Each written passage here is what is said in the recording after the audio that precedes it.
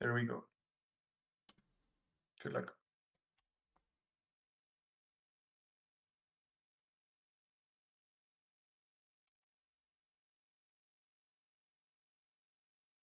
Are we live?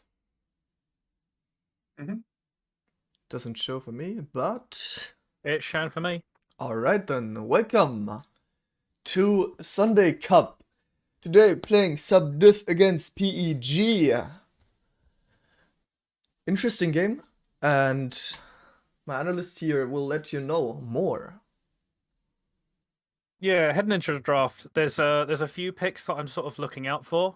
There's going to be the Draven ban that I was just about to talk about. It's coming in a bit too quick for me.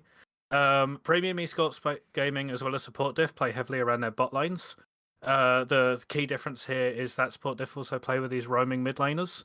So I'm going to be interested to see if we're going to see bans from support diff to sort of like take away things like the Talia and Twisted Fate. We'll see these come through. We are seeing a Karma ban as well as a Zara ban. It's just heavily focused on the bot lane, making sure that people don't get this kind of priority over the bot lane.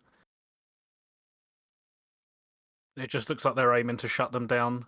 I'm expecting another bot lane ban to come out here. Other bans that I could possibly see target the jungler of support diff, but I think it's going to be another bot lane ban coming out. Or the Yasuo. That'd be taking away Rick Slanchi's comfort Yasuo pick in the mid lane.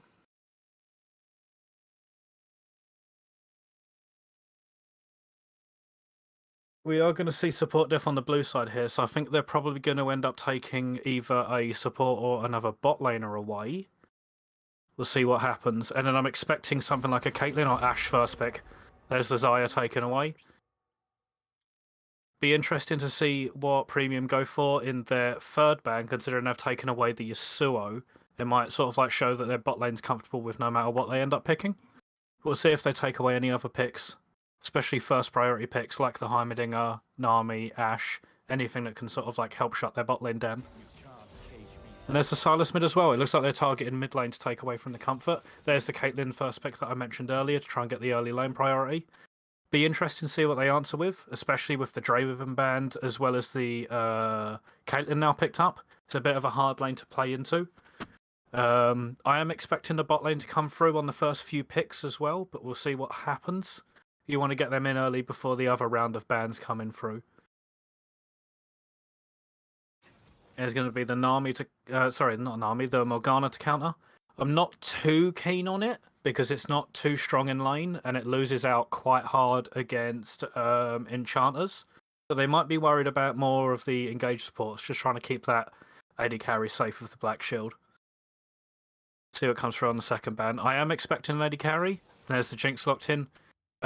Decent in lane, it gives you a lot of control with the rockets on the queue. You can sort of like push whenever you really want. It's a little bit difficult into the Caitlyn. Oh wow, we're seeing an Ashe and Elise. It's all in the bot lane. We are seeing a Maokai get let through, but we are looking at bot lane here. So you're looking... Caitlyn, Ashe. Yeah. Is this Ashe support? It's Ashe support, yeah. It's going to be Ashe support most likely with Hail of Blades, and they'll probably go for the Umbral Glaive as their first item. But it's all about that bot lane control. Ashe Caitlyn is the strongest lane in the game right now. It's incredibly difficult to play against. And it's also really good for the Ashe to play into the Morgana, because Morgana doesn't really do anything about Ashe, she just kind of loses. There's the picks that we talked about earlier, the Talia getting banned away to stop the mid lane from roaming down. I'm also possibly expecting a Twisted Fate ban, but they might also look towards banning away Premium Esports Gaming's Aatrox Comfort pick. But we'll see what comes out. Interestingly enough, we do see the Maokai picked up. Personally, I think it's the strongest pick in the game by far right now.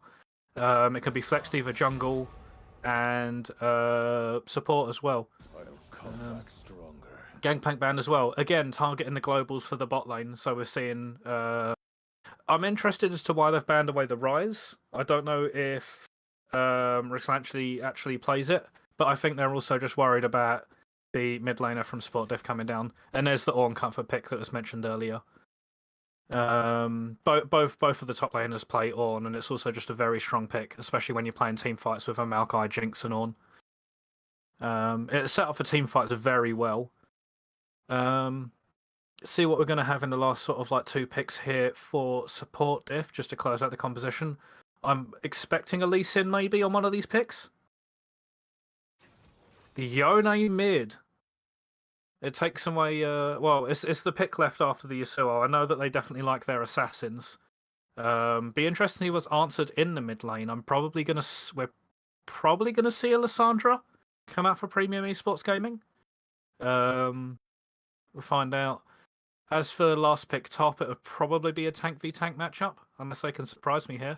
There's the Shen as well. It's all about this bot lane. Every single pick this game has all been about that bot lane. It's just sort of like seeing what Premium Esports Gaming round it out with here. There's not really many roaming mids left, unless they go with the Talia and lock that in. It would help sort of like get extra priority down in that bot lane, especially against the Shen that can ult down there at level 6. What will we see? Be the Ziggs. Surprising, actually. I wasn't expecting a Ziggs. I think they're all going all in for the team fight. It also helps with the longer range setup, because with the exception of the sort of like Ashe and Caitlyn, it's quite difficult for them to get into fights on support diff. They're playing into a lot of range and a lot of CC. But yeah, both comps rounding out. For support diff, it is all about sort of focusing down on that bot lane, with the Ashe Caitlyn pick to help dominate the lane, especially into the Morgana that is quite a bit of a weak laner. Elise is going to help with the early game. It's also very good at tower diving, especially into a Jinx Morgana lane that can't really handle them that well. And Shen as well with his ult can also go down there post 6. So we'll see how that goes. Alright. So you're thinking this is like a more bot lane power game, and like from the team comps itself? Who do you think has the early game advantage? That's what I'm interested about, so I can know where to look. Yeah, early game is all going to be about support diff. They've got the stronger bot lane, so they're going to have Morgana Jinx under their tower, unless they play exceptionally well countering into it. The Ziggs has a very difficult time roaming down there, whereas the Yone... Caitlyn with lethal tempo? I think it's there mainly to help out in the team fights. Personally, I would have gone Fleet of Footwork, because it really, really, really is just all about that the early game for both teams. Just sort of like making sure the snowball off a bot lane. The big thing here is Premium Esports are going to have a massive, massive advantage in these team fights. If they start playing around objectives, both of these teams, as a 5v5, Premium Esports will win this game based on their comp. By the way, can I inform you real quick, Premium Esports, are they starting blue side this game? I can't remember which the first pick was.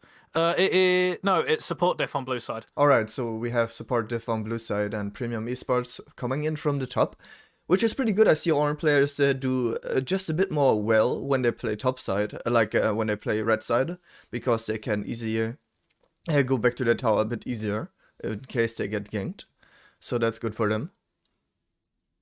Next up, we have Ashe with hold up, I've kind of forgot the name right there, and Morgana with Arcane Comet.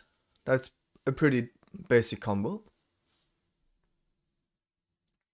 Yeah, it's Ungentle Bang playing support for Premium Esports Gaming. Yeah. Also, do you take that on Ashe support? Like, I don't see Ashe support that much, so... Is it the Comet or is it Halo Blades? It is Halo Blades. If you look at my stream on Discord, you'll be able to see the runes. Ah, right, okay. Yeah, Halo Blades is a standard for Ashe right now. Like I said, it's all just sort of like about dominating that early game.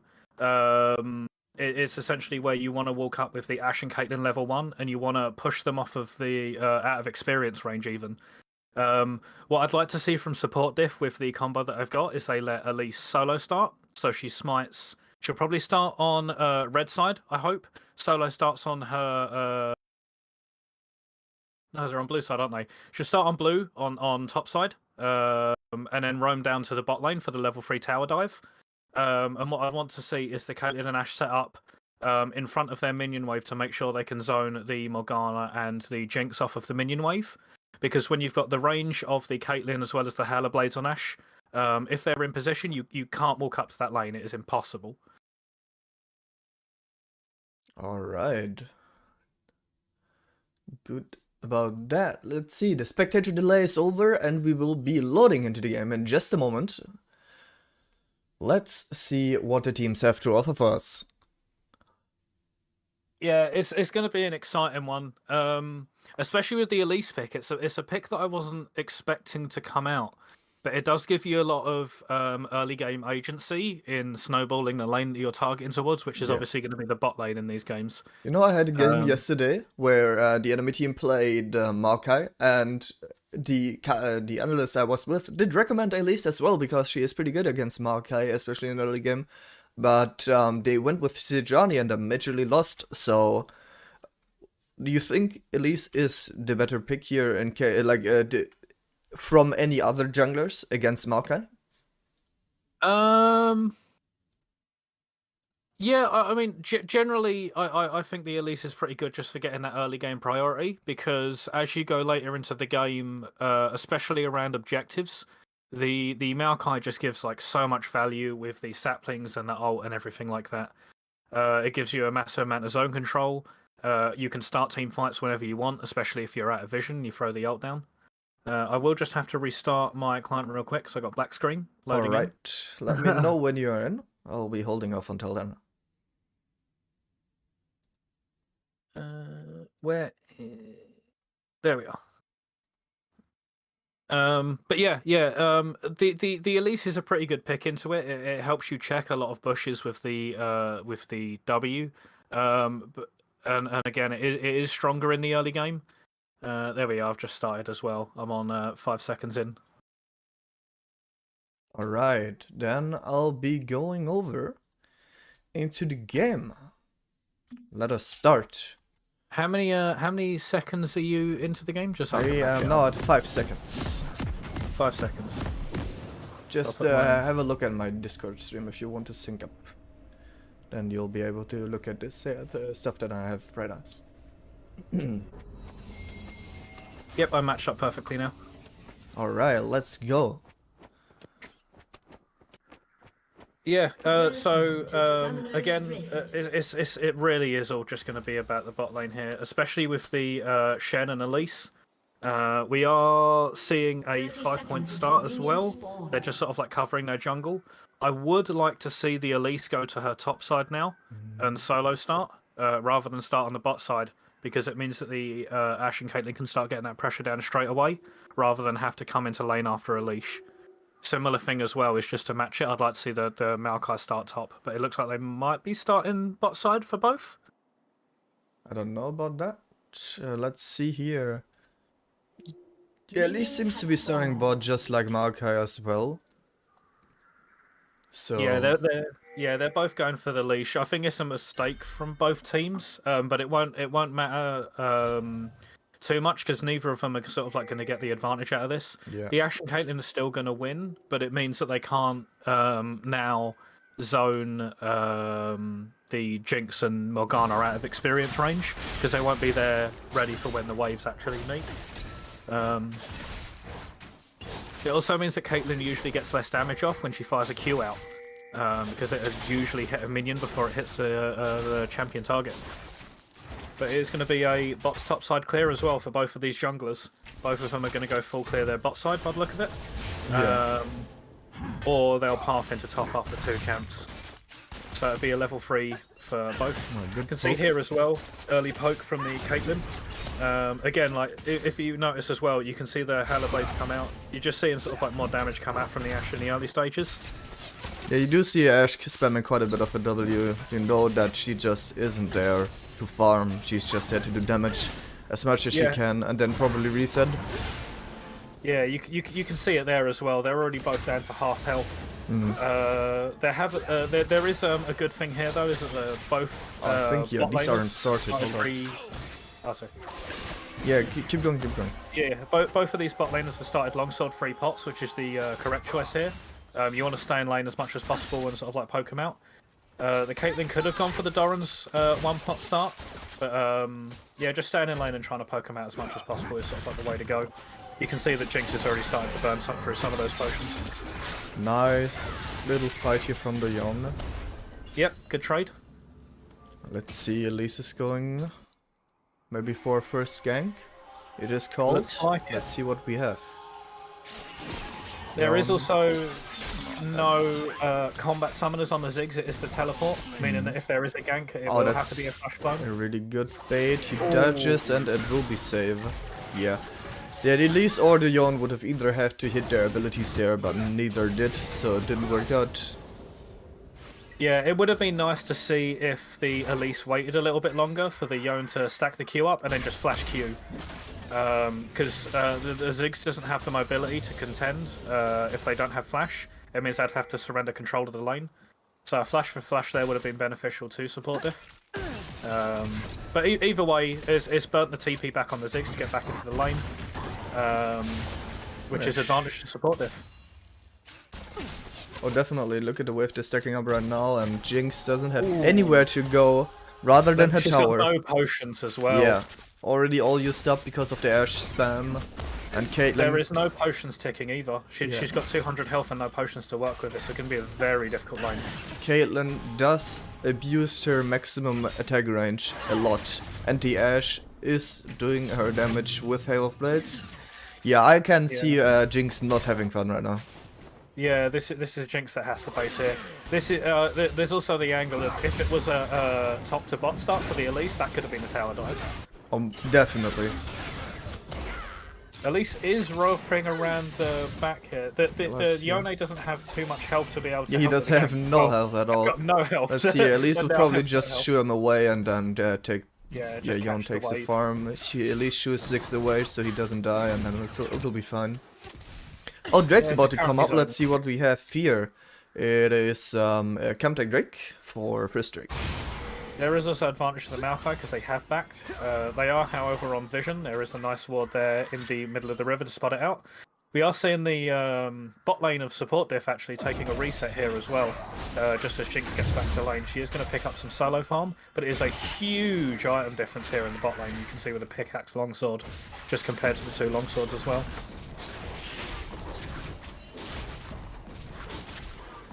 Alright, quick gold check. We have Caitlyn leading with 200 gold in bot lane, and everything else seems pretty balanced out. Yeah, junglers are sort of like around about the same time in their clear. You can see Maokai's currently doing their Raptors, so they'll be even CS after that. The Shen is just taking a reset just as the Ornn gets back to lane. No, they didn't actually back, they just backed off the tower. So they're going to be about the same. Ornn's just going to shove this top wave in, crash it into tower while the Shen walks back. You can see the Hawk shot go out. It'd be interesting to see if it actually spots the... No, it is going to miss. However, it is going to spot out that the top camps are missing, so they know that he is pathing top to bot. Yeah. You can see the 2 pings have just come out on that bot side as well, so they are aware that Maokai is on that bot side clearing camps.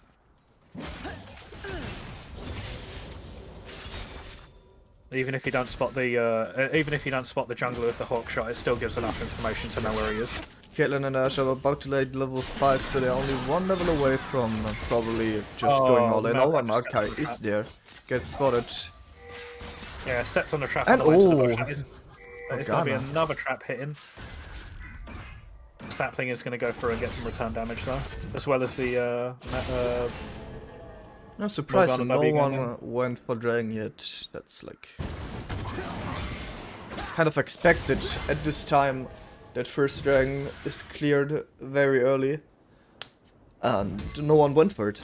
But I guess it is a bit difficult for premium esports gamers to do it because Maokai doesn't really have the damage to be able to do an early dragon by himself, and their bot lane is constantly getting shoved in. Yeah. There was also like recently reset back to. Oh, that's a good flash. W. The stun. The stun misses because Ashe. Good move by Maokai Q. And now Caitlyn is working on Morgana, probably gonna take her down here. Yes, she does. Caitlyn, flash, cleanse. Maokai is also down. That's a double kill for Caitlyn.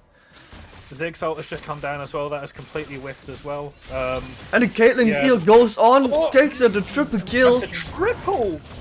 That's That is a so much really gold. good move. 900 plus gold, and Shen seems to be killing Arn on top as well. One auto attack is needed. Or is it not? No, it's The not, because Ignite, no, Ignite the will finish Ignite. him off. Wow, okay, 4 kills just out of nowhere. This game is just completely blown open with the early game lead. And that is not how I expected that to happen at all. Especially with the start of that. Yeah, well, it was initial mistake from the Ashe, sort of like going towards the bush with that vision there when they knew that Maokai was on the bot side. But the Elise was hanging around in the area, and they got there quick enough to actually respond.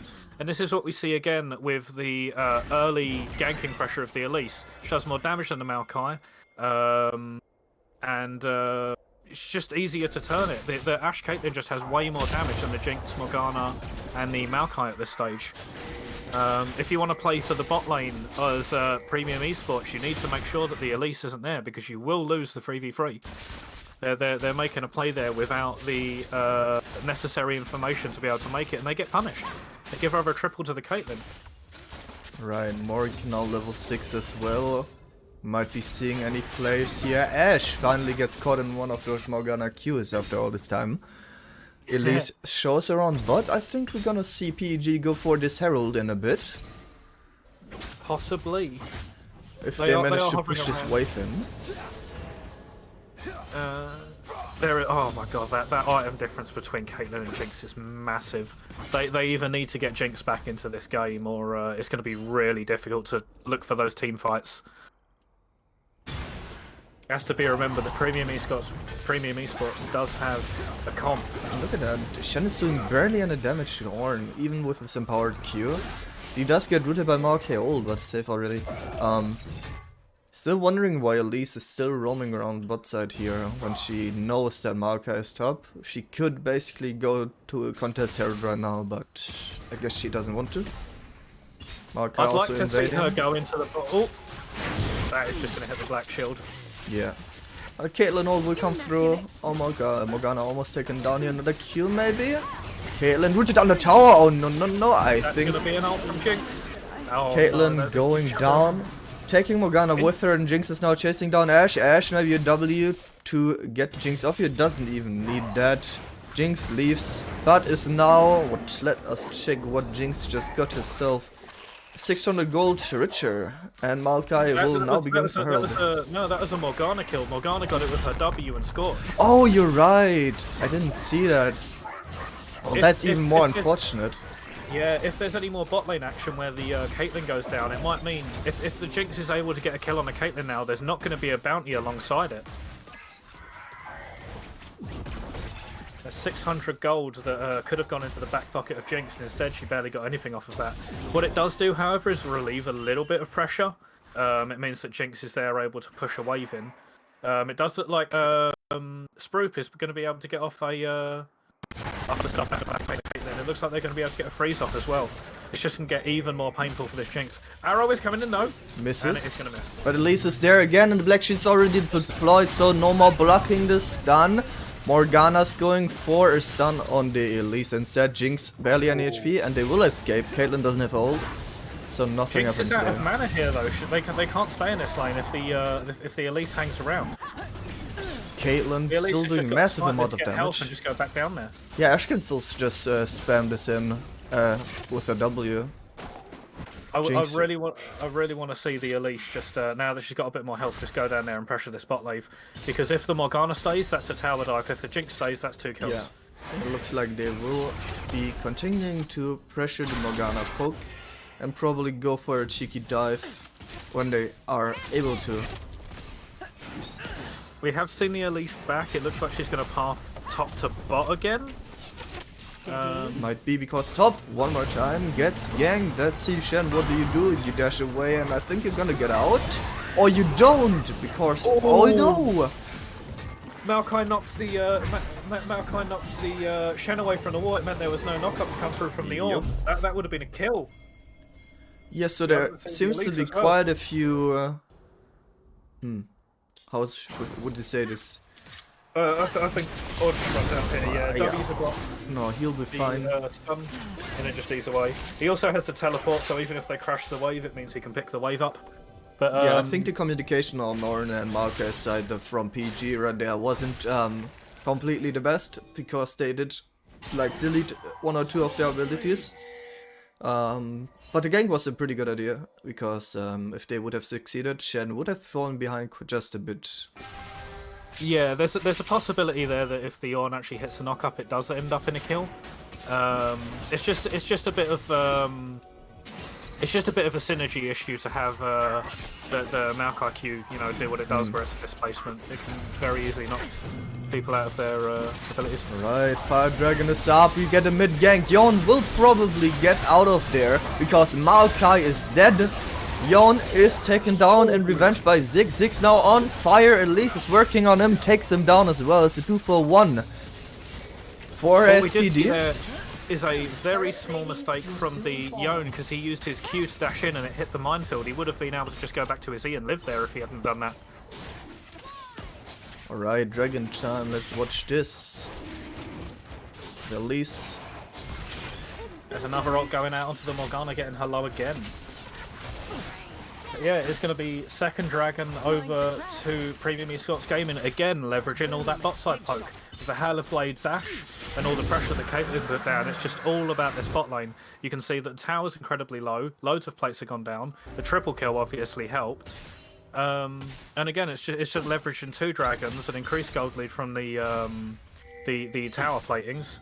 And Right, small Herald CS going lead down as in well. mid. We get the Cloud Dragon map. What is Maokai gonna do of this? Because Ziggs isn't even there. I think they're just gonna rush for first tower, Ziggs passive, or bot lane. I think bot lane is gonna take the tower first, as we can see in mid the tower barely went to half HP. And we get the Ashe ultimate on Jinx. Just a bit too late, but Caitlyn is really low. Let's see if they get this. No, Caitlyn doesn't have her ult, and River Shen is fighting Ornn. They separate one more time, and Morgana is walking away on bot as well. A lot of I do action always with love a no River Shen results. callback. I do always love a River Shen callback. It's one of my favourite League of Legends memes of all time. I mean, you know, if it works. Yeah, it was. I would have liked to see the bot lane of support fire that Ashe out earlier. That would have either had to have blown the Jinx flash. Morgana was there in time to sort of like stop the slows come down with the black shield, even if she was still hit by the stun. But yeah, again, forced them off of the bot lane, got the tower early. I'd be interested to see what the gold lead is actually between these two AD carries, because there's a difference of 4 kills, 10 Let's see CS, what and they the tower with the platings. AD carry gold diff is 2k for Caitlyn right now. Support diff is 400 gold. Morgana's probably gonna go down in a river, because she shows a very bad spot. Mid lane, we have even gold just in jungle. 400 gold for Elise lead. And in top lane, we get a 300 gold lead for the Shen. But it's still pretty normal having a 4k gold lead spread out over the team like that. Mistakes can still cost you that lead pretty easily. And while now with 4 people from SPD and mid, they will be pushing for the second turret. Yeah, interesting item choice here. The Infinity Edge was recently changed to have its threshold from 60% crit down to 40% crit. So what you are seeing is now that I've got the snowball going, is Caitlyn has built the Infinity Edge as well as building 2 Cloaks of Agility, which give her a total of 50% crit, I believe. Yeah, and we see her engage the Ziggs with the ultimate. Oh, that damage takes down the Ashe. At least barely stunned. Flashes that Maokai Q. Shen all coming down on Elise, but is it gonna be enough to save them from Ziggs? No! Elise will fall Maokai as well, or does he? No, Ignite won't be able to take them down. Now Shen 1v3 in River. Morgana secures that with the ultimate, and Shen is going nowhere but back to his spawn after this fight. That's quite drawn out. Jinx even has to flash there. He does get a nice little shutdown for that, but I don't know if the flash is worth it, because I don't think the Shen gets out, and I'd rather not burn the flash on a She just burned cleanse. Yeah. And the Shen didn't even have a shutdown as well. Caitlyn trades to the Jinx. Ooh. Oh, Morgana is stunned though. No, Caitlyn survives that with a double kill. Great play there from Spurp.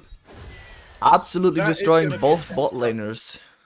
That is going to be an absolute tilter for Premium Esports Gaming there. You see the Jinx initially stepped on a trap, and that's why she burnt the cleanse edge to try and get gap close onto the Caitlyn as quick as possible. But then the Ashe ult from downtown hits the Morgana right at the perfect moment to make sure she kills that double kill. Absolutely brilliant there from support diff. Alright, 10-5 lead, 2 dragons in the favor. SPD will be looking to end this game as soon as they can. But are they gonna go for Baron? Are they gonna go for another Herald? Or will they look to get Dragon Soul first? What I would very much like to see, because they are going to secure the Herald here, is you want to ideally put it down on the last outer tower that's left standing. It will give Shen more freedom to sort of like push and pressure on this lane, because Shen can always leverage his ultimate, and there's obviously an incredibly strong ultimate, in order to just get more pressure down this map. And they are going down to top. Yep. This might be a tower dive as well. Shen is there. On dashes away, dodges the Ashe ult. Still getting destroyed by those Ashe abilities. And SPD will be rotating now to mid, probably looking to get another turret in mid. Maybe T2 at least is going there, but we also have Yon in mid being surrounded by two people. It could be a kill on the Ashe here. I know that the Jinx is going to press vision, but if Maokai gets in range for an ult on the tower, that can just be a tower dive if they want to do it. On the Caitlyn, you mean? Yeah, sorry, on the Caitlyn. Yeah, I was just a bit confused on that. But Dragon's coming up. So, no Herald before Dragon. That's unusual. Normally you just place Herald, go to Dragon, because the team now has to split up. I think what they was hoping for was a kill on the Ornn and then to place Herald top, leave the Shen up there to collect all of the gold off of the tower, and then back, reset, and come out to the Dragon. But because they've stayed so long around top lane, they've ceded control of the area over to Premium Esports Gaming. We do see Herald coming up now. Yeah, it's been dropped in the mid lane, but I think it's a bit too late. I think they just have to give it. Yeah, the minions are still there. Dragon is being done. There's the zone control that we was talking about in the draft as well. And now the fight starts. Maybe? No. I think they're just going to get poked off of it. But this is the danger of Premium Esports composition. If you let them set up around objectives, you can't get in. You've got Ziggs minefield and you've got the Ziggs queues constantly coming out. Ashe, ultimate misses sadly one more time, but look at the damage from them. Caitlyn getting the Morgana down with Yon. Tower will be falling. The Jinx got obliterated earlier. Ziggs will trade himself. Big shot for the Caitlyn. Ornn on top will also fall. Double kill for the Elise. And this SPD is now working on the inhib turret, maybe taking the inhib as well. It's quite a bit early though, because I don't think they have the potential to fully follow up on that yet. Maybe take the Baron right after, but I'm not sure about that.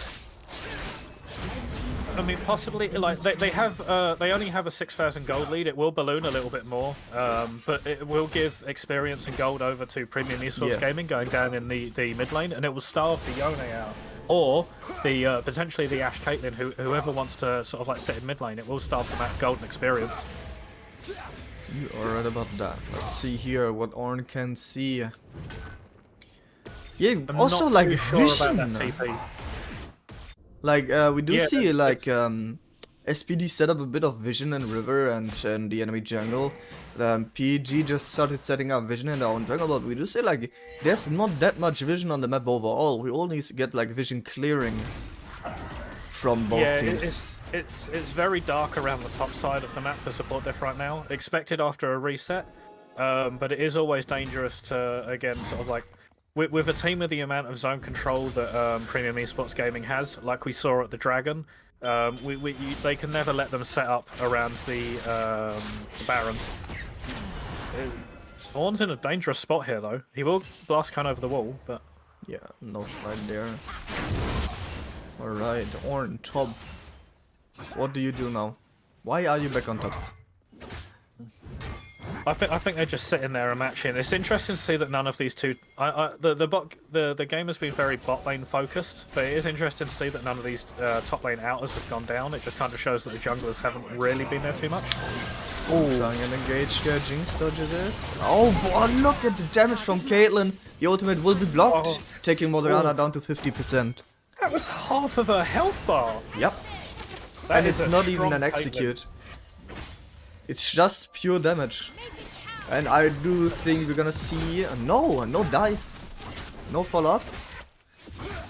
Just the tower SPD seems to be calming down a bit from their antics from before, always starting those fights. And you do see now all the vision is set up here. SPD has like 8 wards down around Baron, so they will be looking into taking that in a bit. Yeah, it's going to be very difficult for them to walk in, especially when you're this far down in gold. The Caitlyn is such a huge problem with the traps and the crit chance she's got, especially with early Infinity Edge. It's going to be very, very hard for any of them to walk in here. You step on a trap and like half of your health is gone if you're either the if you're the bot side, like mid to support. Half of your health is gone if you step on a trap. Alright. Tense situation right now. Both teams want Baron, or rather stop the other one from taking it, because they can't take it themselves currently. And an interesting thing to note here as well is that the Jinx is just sitting there and she's just farming the mid lane. Did you just see Maokai's jungle pad? I did not, no. It was jumping from him to Baron and back, and to Baron and back. That's... It might have been because the E went over the wall and... That's... Like, doesn't it also, like, give a bit of vision? Where it is? I'm not too sure how it works. I know it sort of like does damage and burn over time. It would be like a genius strategy to get vision on Baron, huh? Like, at least for 2 seconds. Maybe, if it continues hitting. I don't know if it gives vision though. I mean, to be fair, with the Maokai E's, and you can constantly check it anyway. They'll definitely know whether it's been going down or not.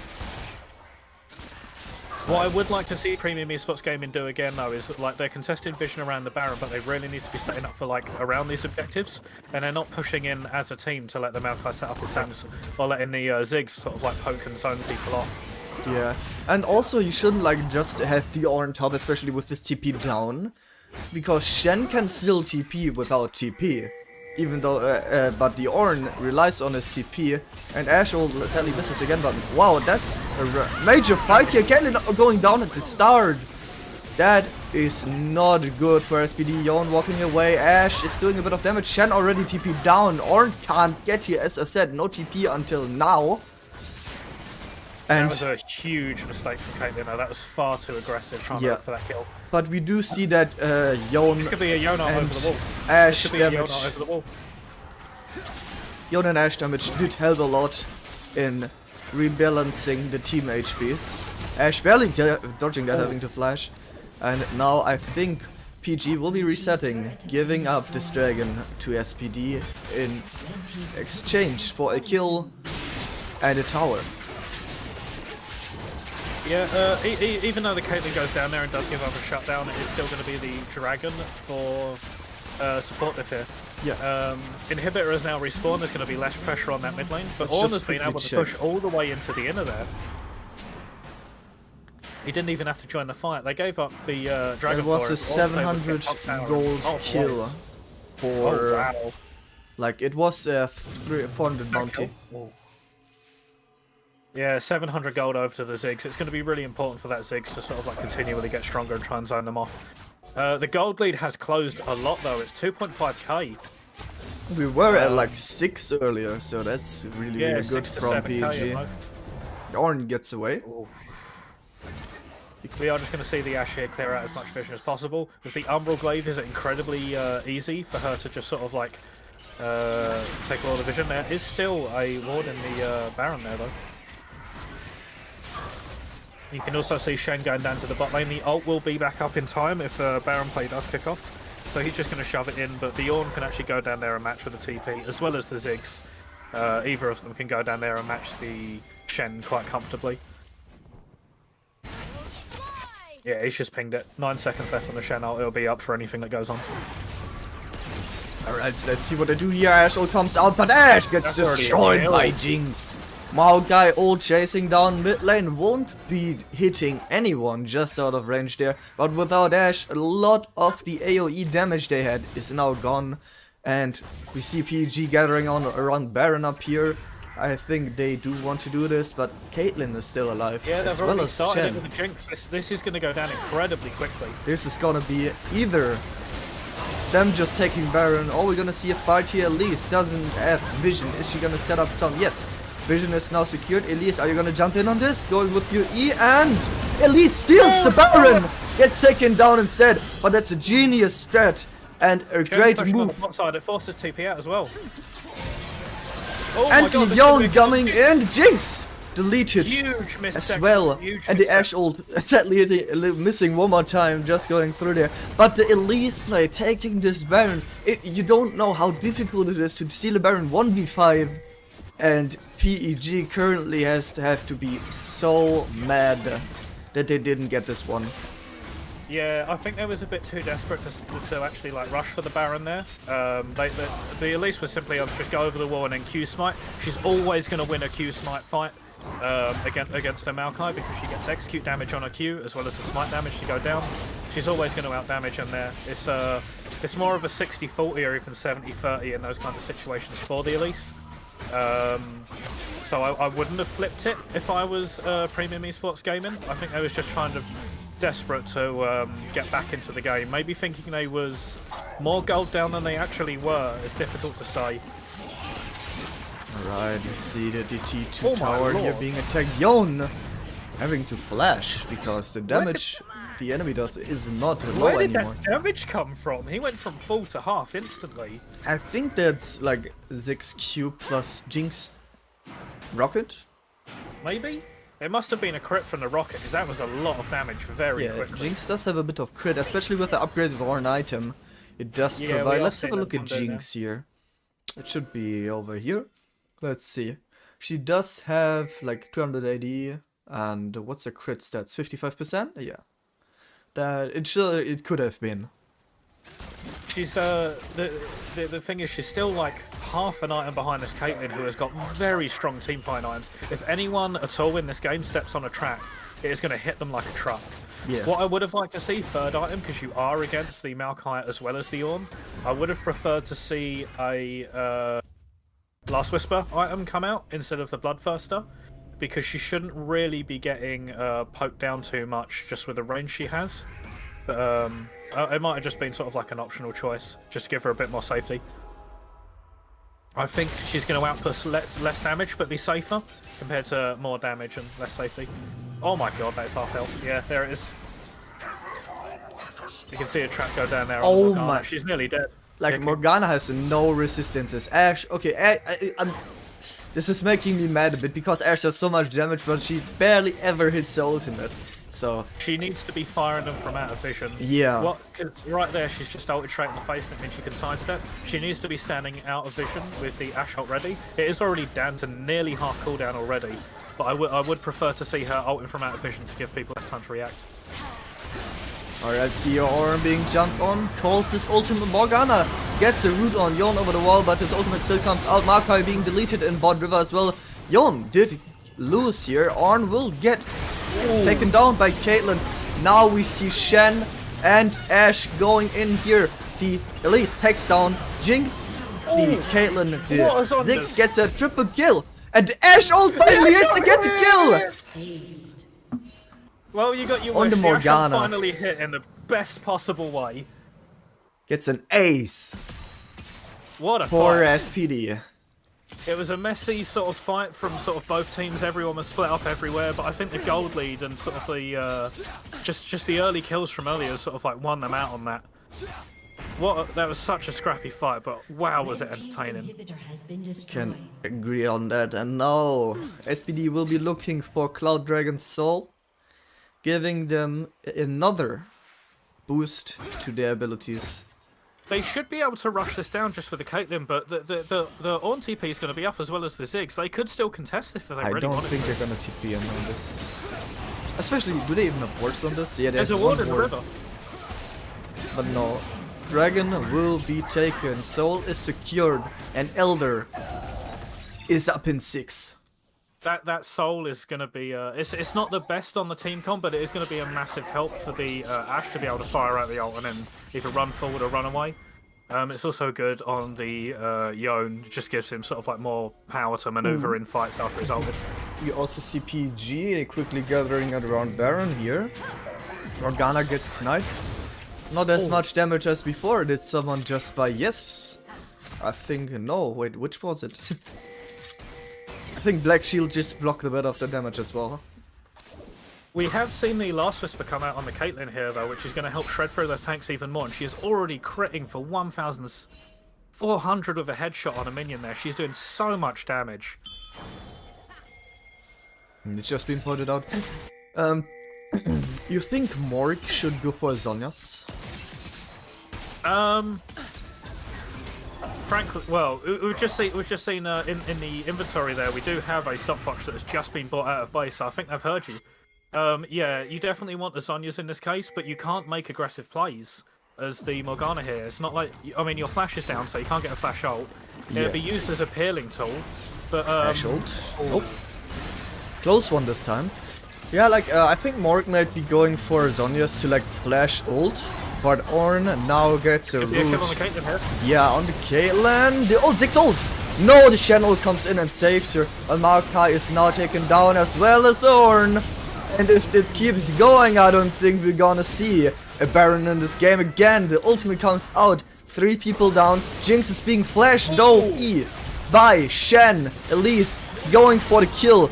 Stopwatch is coming out. Towers are falling and being ignored as SPD is rushing into PG's base. They can end. That's game. Huge misstep from Premium Esports Gaming. Ashe ult. I can't believe it. For a final play it hits. And they will now be taking down this Nexus from PG. Very clean game here from Support Diff. They closed it out from start to end, even though they had hiccups in the middle. Just a draft diff there. You can see the power of sort of like leveraging this double AD carry bot lane, of just snowballing out of the bot lane. You can see the massive, absolutely massive damage difference there as well. 32,000 for the Caitlyn compared to the 15,000 of Jinx, more than doubling their damage. That was a massive first game. Yeah, really impressive game by Support Diff there. Very impressive game there. 32,000 damage.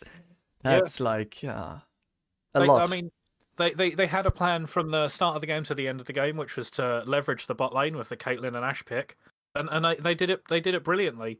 They ended up getting sort of like a large experience and gold lead from the early game, and they just sort of like leveraged the pressure they had. They got 2 early dragons.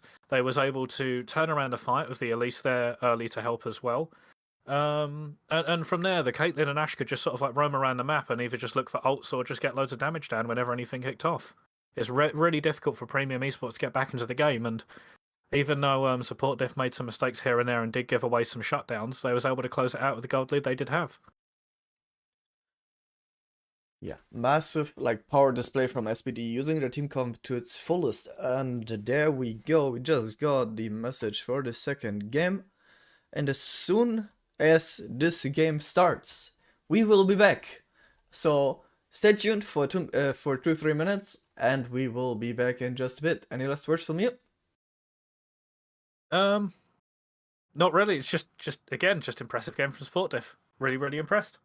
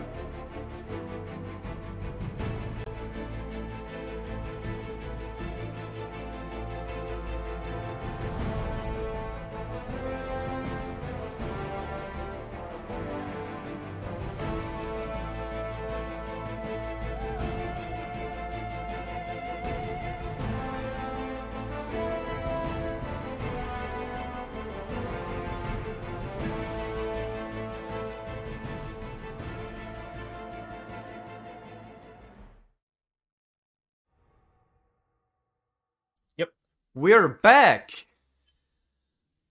Yep, straight into pick and ban. Premium Esports does have the blue side this time.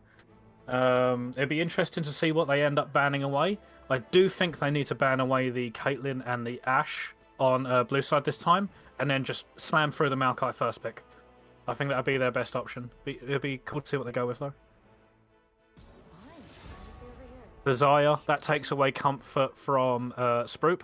It also means they don't want to first pick it, because I know that Raze does play it. We are going to see the Morgana ban. Not too keen on it, because I don't think it gave them any trouble whatsoever in the bot lane. I think it gets pushed in. She's generally a weak laner. Karma ban comes through on the blue side. Again, taking away that bot lane priority. It's possible. Either way, it looks like they're going to try and get through either the Caitlyn or the Ashe on their own side. Just leaving those picks open. We'll see how they go for it, though. Right, we have PG now on blue side. SPD leading with 1 game. And the bans are coming out. We see a Zyra ban. Yeah, that's going to take away some comfort from Ungentle Bang, Premium Esports Gaming's support. We are going to see the Yasuo again instead of the Yone. And there's the Caitlyn ban just to make sure they can't first pick it. It'd be interesting to see if they either pick the Maokai or the Ashe, or it's just a completely different pick now. There's the Ashe. There it is. That's the one I was expecting to come out. Again, it just wins every single bot lane matchup. It's really difficult to play against. As a counter here, I'd like to see a Heimerdinger, because Heimerdinger wins against the Ashe. It's very, very difficult to deal with him. It depends what AD carry they pick for comfort. The Samira, this could be Samira Leona, Samira Nautilus. I'm expecting them to go hard engage then on the Ashe. They're going to struggle early, but if they can get a hard engage, they will win that. The Elise early, okay. They're looking for sort of like shadowing around that early game. Not too sure why they picked the Elise as early as they did. I would have liked to see the other support come out. Oh, wait, but I think they're worried about... Yeah. Against Ashe? It's going to be difficult playing too. We are going to see it Zac as well. That's... This is going to be very, very difficult for support diff to play. That is a lot of crowd control in your first 2 picks. We do see like PG is now really going to counter anything like that they saw Supportive doing last game. And Supportive is probably going to pull up a different type of gameplay this time. Yeah, Aatrox comfort pick as well for the top laner is something that we've spoken about before. Tormentor loves their Aatrox. It is their like strongest pick. It's their favorite pick. They love playing it. It's going to be a comfort matchup for them in the top side, which is always really good to play, especially when you're down in a series. It's always good to have that comfort pick that you can feel confident on. Let's see if they can sort of like push that advantage, depending on what the top lane matchup is. And there's the Nautilus that we said earlier. I think they just want to pick an engaged support before they start getting banned away on the second rotation. Now it's just down. I think they're going to go with some more bot lane bans. We might end up seeing a Jinx ban here. Or they're going to target the mid laner. This is the roaming supports that was mentioned as well in the first draft as well. First game's draft. Because the mid laner of Premium Esports does really enjoy their mages. Particularly the Talia and the Twisted Fate as well. Let's see second round of banning. Down. Yes, Silas is gone. Silas is another. Silas is the same ban that we saw in the last game as well. I think they're just trying to take comfort away from their mid laner. I'll be interested to see if they ban a Yone here on Premium Esports on their second ban though. Probably gonna see Control Mage ban, I think, for mid from SPD here. No, we get the Jinx ban. Yeah, there's the Jinx ban. Again, Jinx is a pretty strong laner with the control that she has. Just taking the Jinx away from the Jinx Ashe lane is pretty strong. There's the Ornn comfort as well to go into the Aatrox. Ornn is a pick that both of them have played quite a bit. But yeah, support diff's top. Definitely enjoy sort of like picking that Ornn up there. It'll also just help take away some extra teamfight focus from support diff, because right now just the Samira and Nautilus as well, that is a scary compo to have in teamfights. Wondering what they pick for their first pick, or their fourth pick, sorry. Renekton, no. The Renekton into the Aatrox. Okay, so that is top a is very gonna be volatile very matchup. intense. Yeah, that's a skill matchup for sure. The good thing here for support diff is that the Renekton has a lot more gank setup with the Elise, because you've got 2 stuns there. So Renekton can go in and W, the Elise can follow it with a Cocoon, and that Aatrox is guaranteed dead every single time that hits. So I'm wondering if the Elise is going to path topside and look for kills up there, just to shut down the Aatrox. Because once Aatrox is behind, it's very difficult for him to get back in the game. Gonna look for the other round of picks. Go, It's the Misfortune. Either one of these could be in support. It could either be Ashe or Misfortune support. I'm expecting it to be an Ashe AD carry. She does perform a bit better there. But that's a very, very strong bot lane. They are going to poke the Samira Nautilus out to an insane degree. It's impossible to play against. The Elise will need to go down there and help, unless they want to just sack bot lane and go to top. And there's the Lissandra. That's going to shut down any assassin picks that Rick Lanchy likes to play in the mid lane. So their mid laner will be? Yeah, they do like the assassins. I'm wondering if they are going to pick an assassin into Lissandra. It will make it very difficult. But it is their comfort, and they do really enjoy those picks. So we'll see what actually comes out. Kassadin, okay, yeah, very good answer. Very, very, very good answer into Lissandra. Lissandra might have control of the lane early, but Kassadin doesn't lose too hard to it whatsoever. And once Kassadin starts scaling, it can't really be shut down too hard by the Lissandra. And yeah, again, interesting pick ban here. Premium Esports Gaming definitely have the advantage on the bot side. It's going to be really, really difficult for the Nautilus and Samira to play this game unless they either get an early pick by outplaying them, or they get gank support through the Elise. In the mid lane, the Elise is going to have Prio ganking over the lanes, and she has a very easy time ganking the top lane. And Kassadin is just going to be left by himself just to scale up. Yeah, it's going to be interesting to see how this one goes, for sure. I am expecting at least a path topside more often this game because of the gank setup that she does have. But we'll see as well, because Nautilus getting a pick onto Ashe or Misfortune makes it very easy to set up for kills. Alright, let's have a look at the runes, starting from the ADCs. We get Lethal Tempo, to support this time. Starting from the top, we get Lethal Tempo Ashe against Conqueror Samira, pretty basic build for both of them, just like we saw before. For Zac and Elise, we have Elise with Electrocute. Though, you think that's a normal one Zac would take in this comp? Yeah, yeah, the Aftershock there is sort of like the best thing to do, because their team is going to be very focused on all-ins. Real quick, I am interested to see, it's a Misfortune support, is it not? We can see that after Aatrox and Nautilus. Let's have a look at those here, Conqueror and Glacial Augment Nautilus. I think those are what you would take here, right? The Glacial Augment on Nautilus I'm not too keen about, because the Glacial Augment, what you want to do with Glacial Augment is you want to sort of like use it to stop other CC going down onto you. So a really common thing is to have like a Leona Nautilus lane. The Nautilus in that case would take the Glacial Augment, because when you land your Q and the Glacial Augment goes down, it's harder for the Leona to then follow up with a stun, because she can't get a Q off, but where she's slowed, she can't walk towards people. It usually means she has to commit her flash or her ult. Into the Ashe Misfortune lane with all the poke they've got, I would have rather have seen a Guardian there. There we go, Misfortune. It looks like it will be supported with the Arcane Comet. Not too keen on the Arcane Comet either. I would have preferred a Press the Attack, because it boosts damage from everyone in your team. And you can proc it really easily. You just walk up auto Q auto and it will chunk out pretty much anyone. You also see Renekton with Press the Attack. Poke focused. Press the Attack is good into the Aatrox for sure. Yeah, and because again, you want to go for short trades, right? Yeah, and yeah, not only do you want the short trades, but again, you get 10% bonus damage when you proc Press the Attack from everyone. Meaning that if the Elise does go up there, that Aatrox is dead if that Press the Attack is active, and they get a stun off. It's so much damage, it is unlivable for like any champion. Right, and we have Lissandra with Electrocute and the Kassadin going with Fleet Footwork for the last set. Standard. Pretty standard from the Kassadin. Again, they just want to sort of like sustain the lane out, scale up to that late game. And again, with Lissandra, it's all just sort of like about going in and bursting, because she doesn't really have that great in terms of rune choices.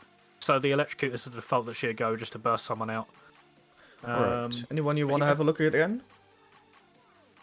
I guess I'm just I'm sort of like focused on the bot lane choices. I'm not too keen on some of the runes that have been taken. We have Ashe and Samira again. Yeah, I feel like the Ashe and the Samira is fine, but on the supports, I wouldn't have gone the runes that they have gone. I think that the Nautilus is going to be far too squishy for this lane. I'm also curious if the Nautilus has gone for Second Wind or Bone Plating. They've gone Bone Plating. Again, huge mistake there in the item choice, because the Bone Plating can just get procced incredibly easily by either laner, and then it's useless for a while. Whereas you take the Second Wind, you can stain up a lot more of the poke that's going to be coming in. Alright. Are you ready for game 2? I am ready for game 2. I'm very excited for this one. Let's start this. Here we go. We are spawning into the rift. Let's see what the champions do. And what game they will bring us this time around. Oh, well, that's unfortunate. Let me just delete this. And there we go. Unfroze the screen.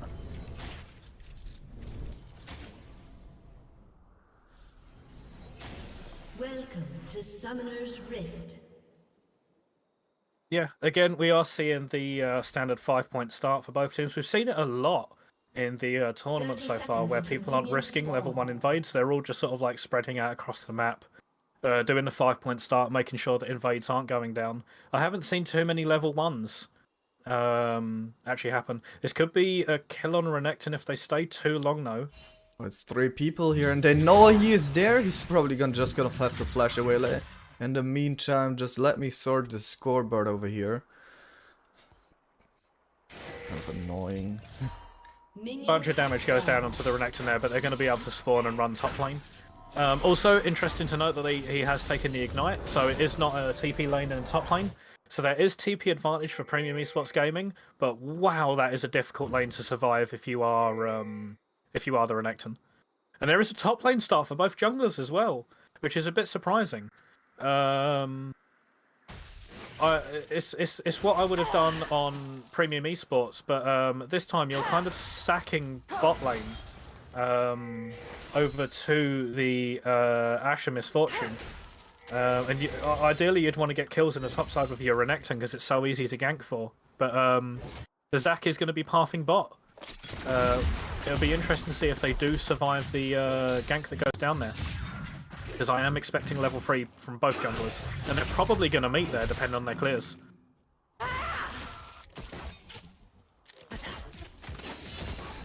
Yeah, we are seeing the power of this double lane come out. The Misfortune is hanging a bit behind in lane. I think they're worried about a hook going down. I think this is the problem with the Arcane Comet that we are seeing now. With Press the Attack, you win the 2v2 incredibly hard. Even if they engage, you just win the fight. Arcane Comet is a lot harder to win that 2v2. Mm-hmm. Alright. Oh wow, they are just getting zoned off of XP here though. So, Misfortune just lost... the Misfortune there, she just lost experience on the melee minion there. She's going to hit level 2 later than the Ashe. There you go, see? Ashe just got level 2, Misfortune still got level 1. She was way too far back, right? Yeah, she's playing too far back away from the Nautilus. They've given... It's really weird, they've given up control of a lane that they out-damage.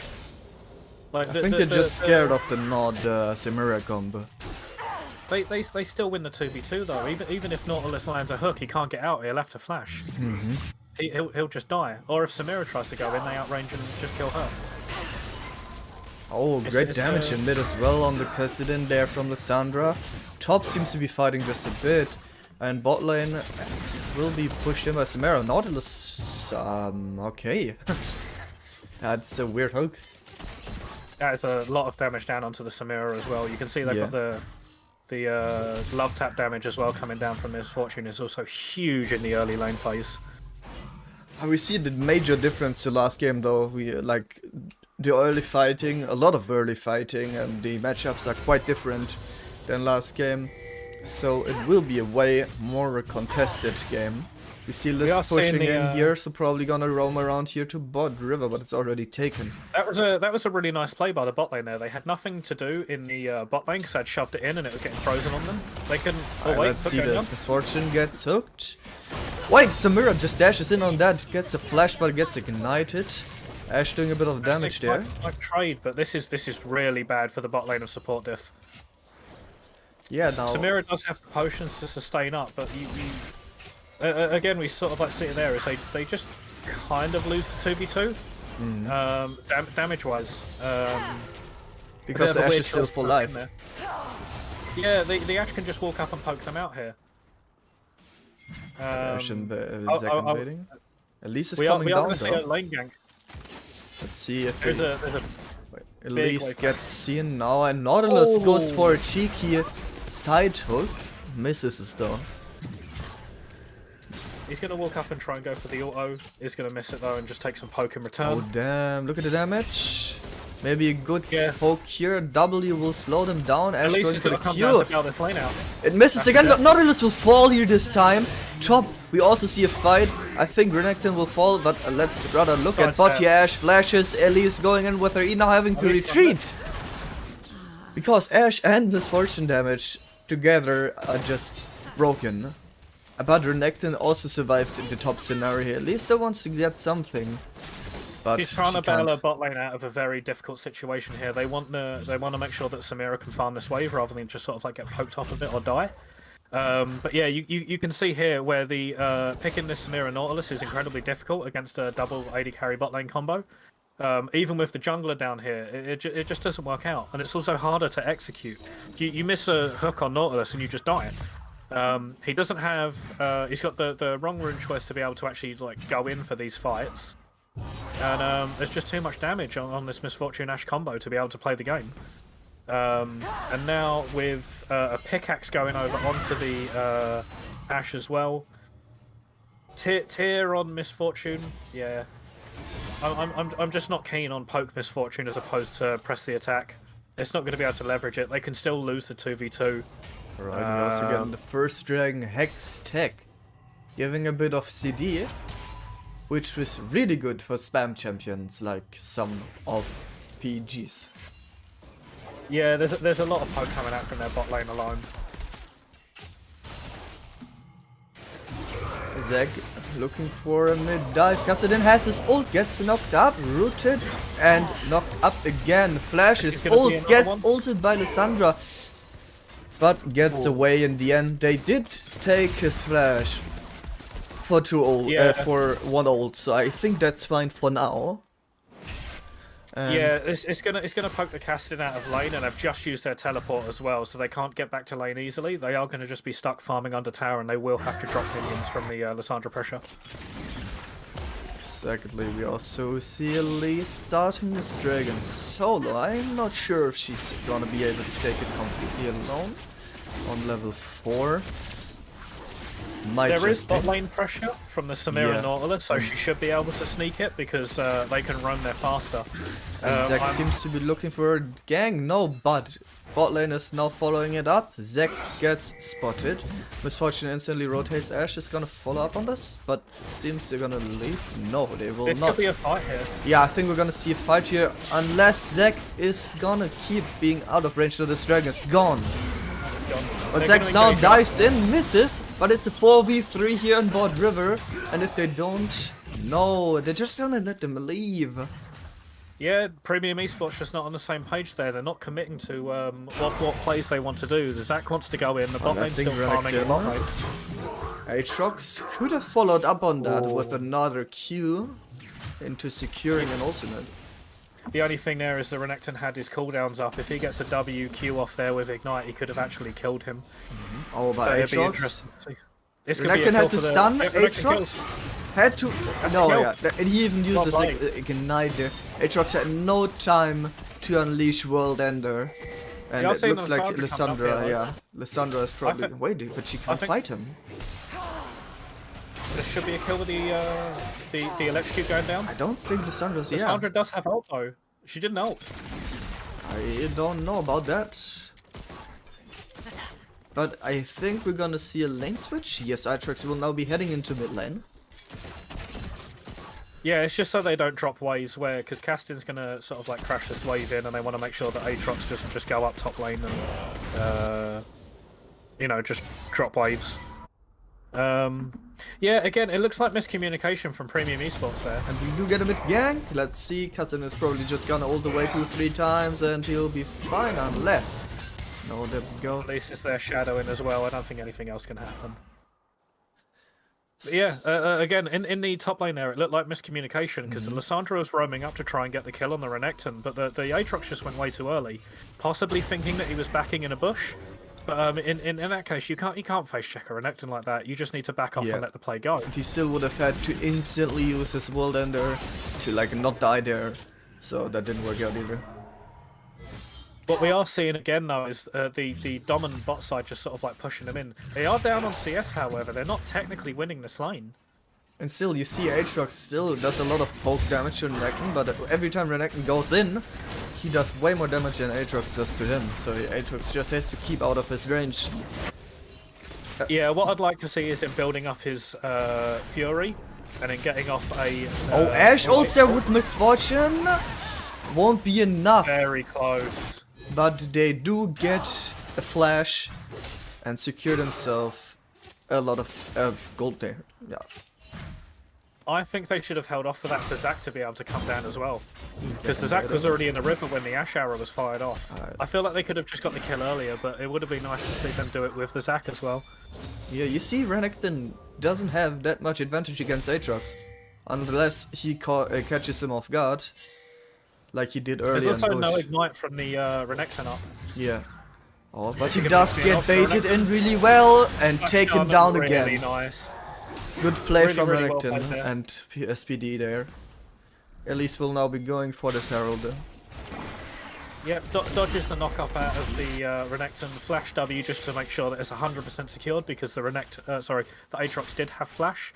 But yeah, you can't react to that. Flash W from Renekton into the Cocoon, follow-up, and then just the burst afterwards. It just means that there's going to be no follow-up. There will be a TP on the top tower here from the Aatrox, I expect. There it goes down. That means that the tower plate will be saved. Yeah, it's really, really unfortunate for the Aatrox there just to sort of like lose that. We're gonna bot engage Zac. Zac doesn't seem to be hitting his stuff so well, but Ashe! Oh!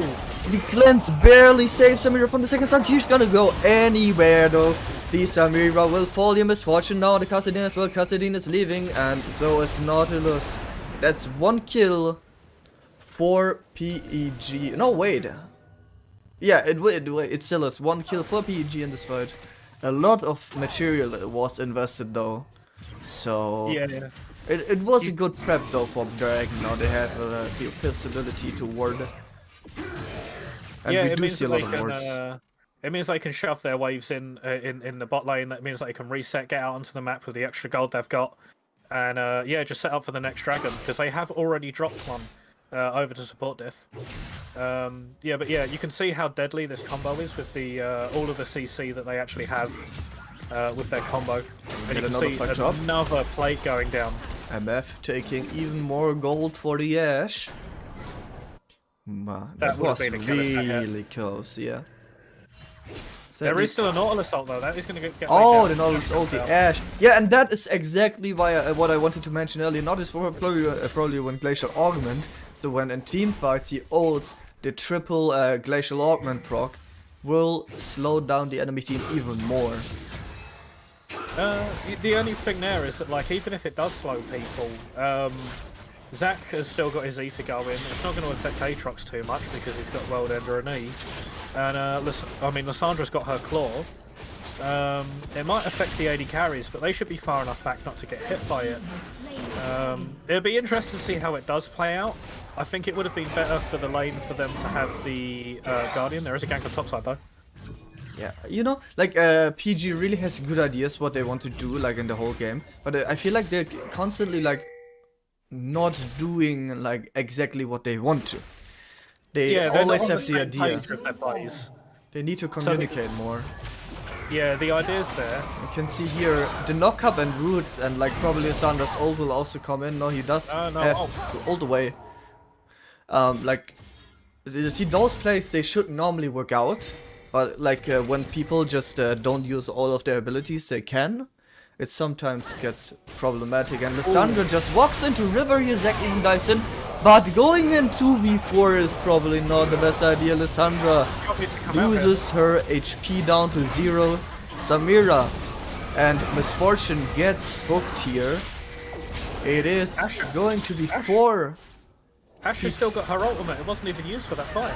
Yeah. It looks like Ash just wanted to sack the fight, but again, like, there's this case of them not being on the same page. Just 2 members down from PG, completely losing their gold advantage. Misfortune gets rooted here. The ult also coming out. Misfortune is probably not going to live through this. But Samira! No, Ash, come on. Nautilus gets taken down by Ash. Ash's movement speed here though. Gets a second kill, maybe a triple kill. Gets herself a triple kill, taking back the advantage she just lost in Mod River. Really big mistake over there. They're too busy trying to give the kill over to Samira that they actually end up overextending for that play. The play went on for so long there, trying to give the kill over to the Samira, that they just give up 3 kills to the Ashe. It just gets Ashe completely ahead. Again, top lane, Aatrox isn't careful enough about Renekton, but Renekton is also overextending quite a bit, since his ability ranges aren't as high as Aatrox's. Yeah, with that his Fury stacked up, it's really difficult for him to get damage off. The Rift Herald has been summoned in base though. Yeah, It's gonna run probably down the last top lane. second emergency spawn, because the Elise was taken down earlier. The Aatrox of his Q up right now could actually just sort of like pop ult and run this Renekton down, I think. Yeah, he has a bigger wave, and though Renekton also has ult just like Aatrox does, and I'm not sure who would win that. Nautilus, no, gets his hook into the wall. And the next objective up. Crashing because they're too late for it. Yeah. It is going to crash. It is going to give over points. Oh, Lissandra moves in but gets hooked. Roots the Samira with the ultimate. The Ashe ultimate sadly misses here. Would have secured them a kill if it hit. If Lissandra had waited just a moment longer, or the Ashe ult had come out even sooner, that could have definitely been a kill. Now, but for all of that committed, they're just going to lose their mid lane turret. Can agree, and they won't even get first tower here on bot for that. It will be a 1-for-1 turret. And to be quite honest, I think for PG, getting this bot lane tower is worth more, like it was worth losing their mid lane turret. What it does afford them to do after they shove this next bot wave in is to reset, put the Lissandra in the bot lane, and just have the Ashe and Misfortune go mid and sort of like start clearing waves there. Make sure to keep the Castin out of the game because they can do more against the Castin than what the Lissandra can. And it also gives them three-man dive here on top. Most Yeah, it likely. will be Aatrox, get your ultimate down. Sadly, the amount of stuns that SPD has will be just securing them that kill. Probably top turret as well. In the mid lane though. I'm losing top turret as well. It's gonna be a huge blow to them. It will take mid turret, so it will be still a split map, just with a different angle of that split. And again, gold is completely even, but there is 2 dragons over to support it. But still, PG just secured themselves the bottom half of the map while giving away the top half of the map, so they will have easier times taking dragons now. Yeah, you can see the focus of it from the setup from the draft, where the Samira and Nautilus have an incredibly difficult time against the bot lane. They sort of like see control of like basically the entire bottom half of the map due to their picks, whereas in the top lane, when you've got a point and click stun with Renekton to be followed up with by an Elise stun, you can see that they're leveraging the power of the top side to win the top side of the map. Misfortune and Ash, we need to be really careful right now, because if either of them gets taken down like this, it won't be good for their team. And why are Zack and Ash both in river rank that Ash will be taken down here? A 700 gold shutdown, giving them 1k gold, and it's now 2 members down from PG. That's exactly why I said they needed to be careful, because if this happens, they lose the 3rd Drake to SPD, giving them soul point and a huge advantage. This is a very early soul point as well. This is an incredibly dangerous situation here for Premium Esports Gaming. even though they had sort of like the advantage in the bot side, because there's so much miscommunication going on and they're not setting their plays up. Not only are they not setting their plays up properly ahead of time, but even when they're committing to the plays, they're not on the same page about how they want to do it or when they want to go in. And it's just giving up advantage after advantage. Oh, wait. No, it's just going to run away. Alessandra ults herself to save her and gets it. You know, he has to flash away from this huge mispositioning there, and SPD is taking advantage of it. There is currently a Herald being done, but... Yeah, Zac really needs to hurry up with this. But Aatrox gets his chance. At least we'll just walk away from that. And if Zac takes this Herald within 8 seconds now, he will still get it. He does. Herald goes towards PG, giving them another chance at extending their map range. I have a very fun fact for you. There is a TP down in the bot right now. I'm not too sure about the TP because the wave is already dead. Yes. It also means that Lissandra can't split push on the bot side. What about that fun fact of yours? The fun fact is that if you have the Rift Herald aggroed, it's actually about 5 or 10 seconds that you get. Yeah. Rather than it spawning away where it usually would. I think But normally it stays until despawns 25, right? Something like that, and now you get it despawns like at 10, I think. 10 Yeah, seconds it's before just Baron. If you're currently in a fight with it, if you currently have it aggroed, it will last until the animation of the Baron spawning, Yeah. when it starts like slithering around the back of the Normally it despawns like 30 seconds before. pit. Yeah. Yeah, it gives you a grace period if you're fighting it just before Baron. I mean, I think everyone who plays jungle here has experience fighting the Baron and fighting Herald and having like 200 HP left and it just despawning in front of you for Baron. That's like one of the most painful experiences. Definitely had that before, thinking you can rush it, getting it down to like no health whatsoever, and then it just despawns. All of that time and all of that commitment just gone. Alright, let's have a look at the items though, I'm quite curious. Who takes the most advantages here? Well, support diff has kind of got the lead. They've got a small lead on bot side, but the gold is going to swing over to the Ashe because of all the platings and kills I was able to get. In the top side, there is a free kill lead over the Aatrox though, which is going to be huge for being able to one-shot the backline if the Renekton can get on them. And again, you see, there's not that big of a CS lead from the Lissandra and the Kassadin. I'm not too sure why the Lissandra is blind picked, but the Kassadin is a brilliant Misfortune! The jump is gonna... No, she's gonna flash away and gets a kill! Instead, Ashe takes down the Elise. Nautilus are running away, and we do see here that PEG still works together really well, taking down the Nautilus. But the Ashe will fall. Renekton perma stunned here by the Lissandra. Misfortune. Lissandra takes them down, just like the Samira. The Baron is up, and they will go for it. A great play from PG. It was initially looking like a good pick on the Misfortune, but a very good answer for Premium Esports Gaming. The weird thing there that I did see is that the Kassadin just didn't TP. They've just carried on scaling up and taking the turret. Yeah, so they're going to lose so much more for this. I think the he Kassadin could thought have that very they win easily this. got on the backline. Because the engage from the Elise was pretty confident. I think that the Kassadin expected them to win it, so he didn't TP. And now mid lane turret will also fall. The T2 turret gaining in Baron 4 kills and a turret for PG within 1 minute. So that's huge. A huge advantage going over to Premium Esports there. As well, with Dragon spawning in a minute, they still have that buff done, giving them even more possibility in the team fight, as long as they keep their bot lane safe. Yeah, the Renekton is becoming a big problem. You saw in that fight where they just got absolutely ruined there. The Ashe just got destroyed by the Renekton. There was nothing that the Ashe could have done. Especially because the Ashe had already used her ult to counter the engage for the Elise.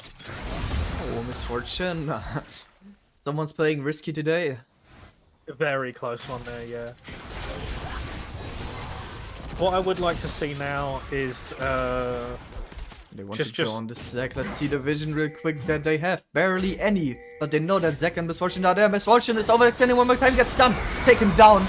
Now it's Ashe's turn to do the damage to Zac. It looks like they're giving it.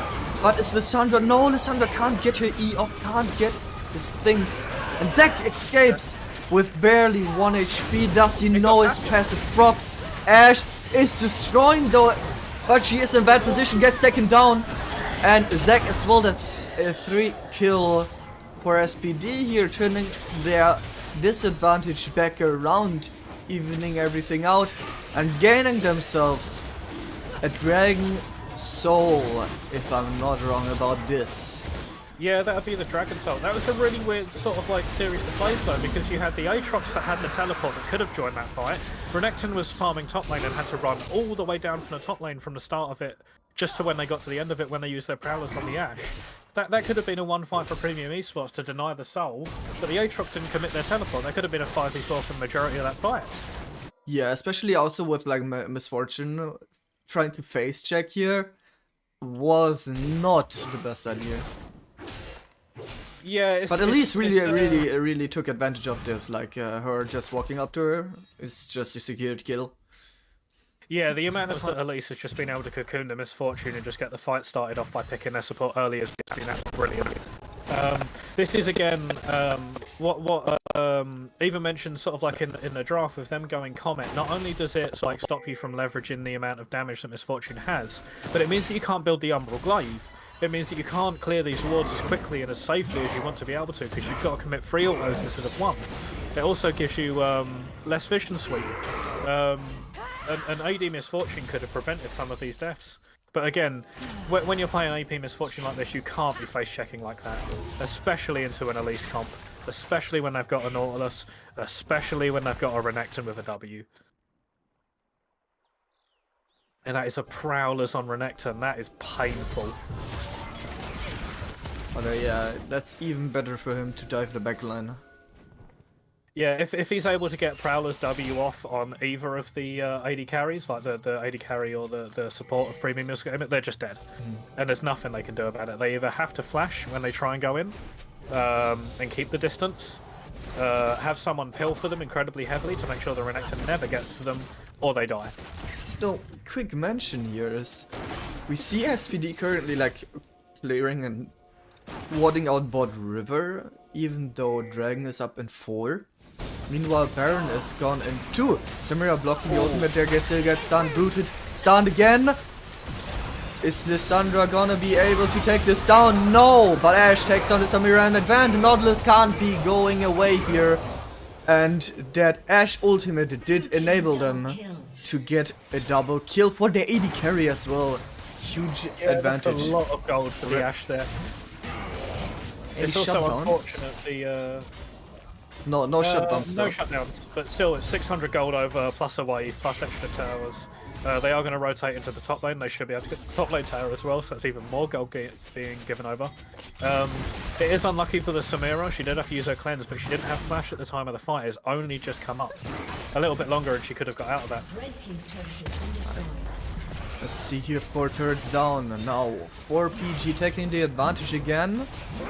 Clearing out, setting up vision wherever they can. And the Renekton going in, but Aatrox still pulling up. Ashe is just absolutely razoring away on Renekton. Almost taking him down herself. Elise blocks that Ashe ult. And they will just leave now. Yeah, the Misfortune completely stopping any kind of counter engage there from support diff. That was a very weird engage though. They didn't have their whole team there. This is something that we've seen in both games now, is teams playing without the information that they actually have. Sort of not seeing everyone or knowing the positions of the team on the map before they commit to fights. I also think that Renekton used his Prowler's Claw on the Aatrox there instead of the Ashe. That's why Ashe was able to just kite on Renekton so much and take him down. He did use it on the Ashe, but he had already blown his cooldowns.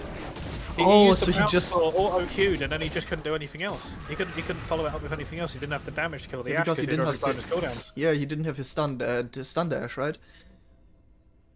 Yeah, I think he just used Q. Yeah, that's like he did have nothing then. Like you get to where you want to be, but you have nothing left. So what's gonna happen then? No resources, no damage. You're just gonna get taken down instead.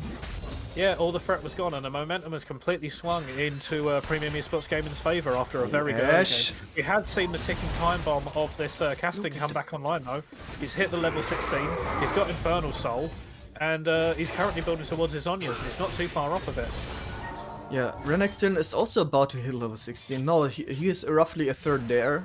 Just like Aatrox, just starting level 15. Do we have any level 16 yet? Yeah, Kassadin just hit his power spike, just like you said. And yeah, I wonder how much that's gonna affect a team fight with this ultimate now being on max level.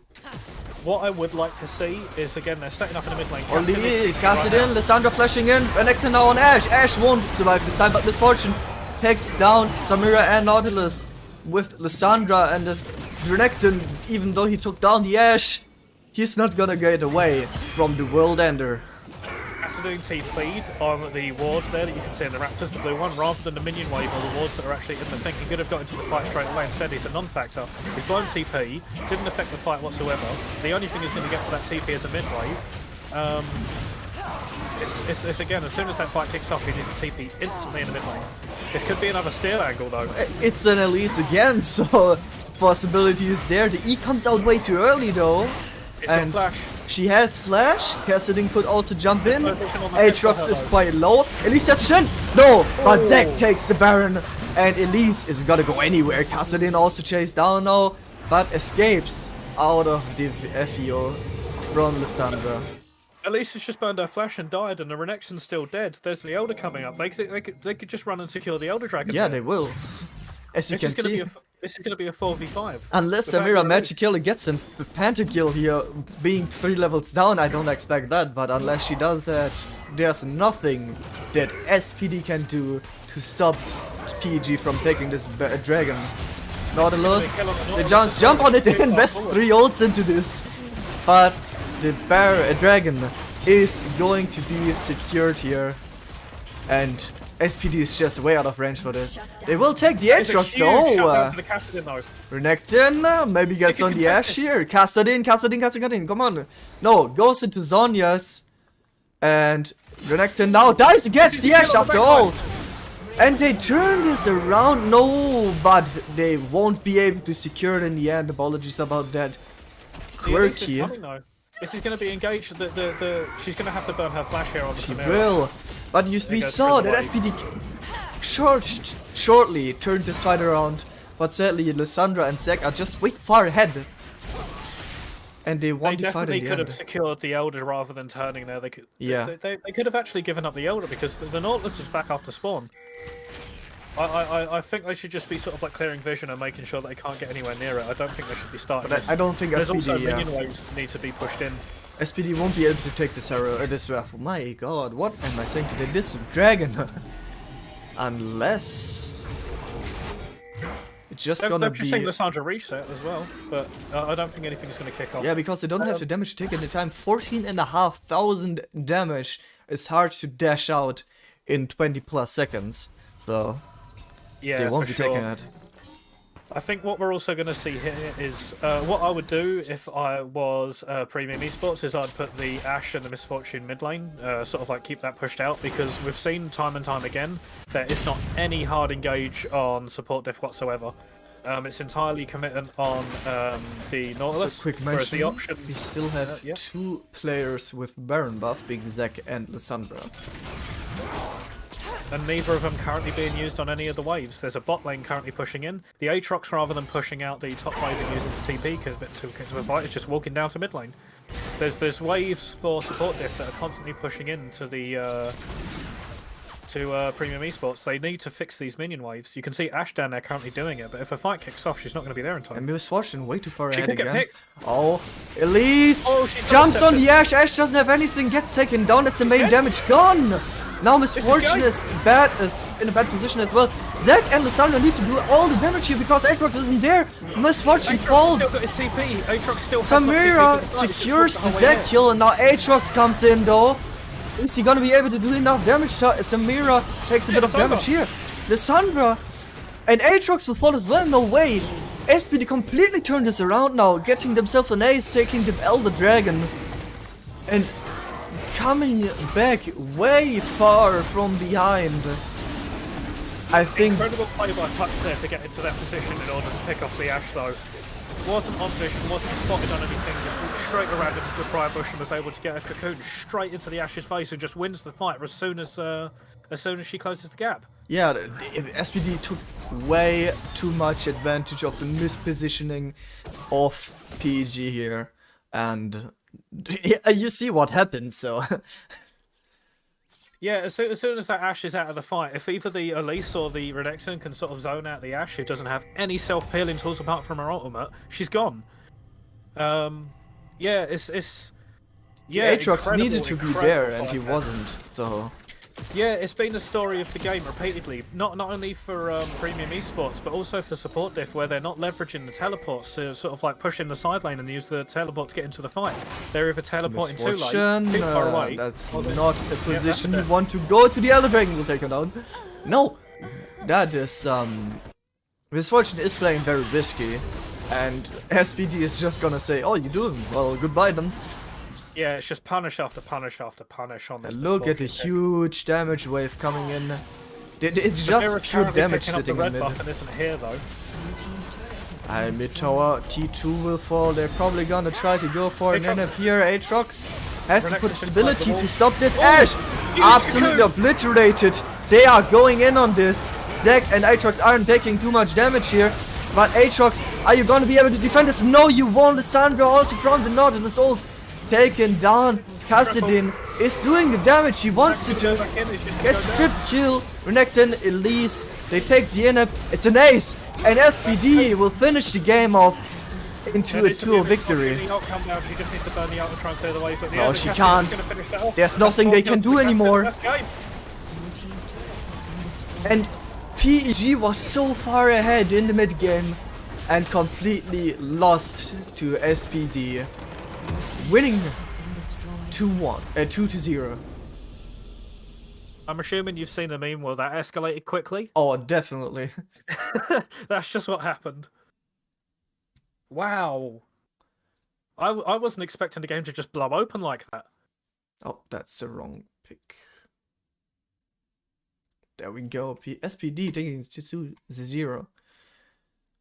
Wow, Major turn of events. No one could I have think- actually predicted that because TPG was so far ahead during the mid game, and that definitely showed that SPD was the better team in team playing in the end.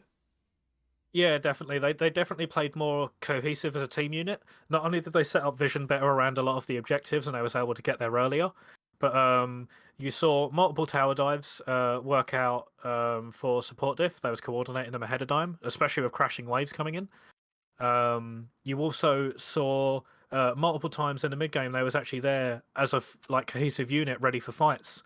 Whereas with premium esports, there was like plenty of times both in the first and the second game there where they would commit to a fight when they didn't have all their members ready to go, and they also wasn't committing their teleports. They had 2 teleports on the members there in the second game, and they wasn't shoving side lanes and then teleporting to fights. You know, I wanted to see PG really going in for another huge team fight, and we saw some, but sadly it wasn't the type of team fight you expected, because when they take down one champion after the other, it's not a team fight. It seemed to me like a massacre in the end, because when you lose your ADC and your second ADC, your top laner isn't gonna bathe that out for you. Yeah, I think what we also saw as well is the premium esports gaming were taking a team fight comp for that one, and they wasn't leveraging team fights. They wasn't sort of there ready as 5 for team fights a lot of the time.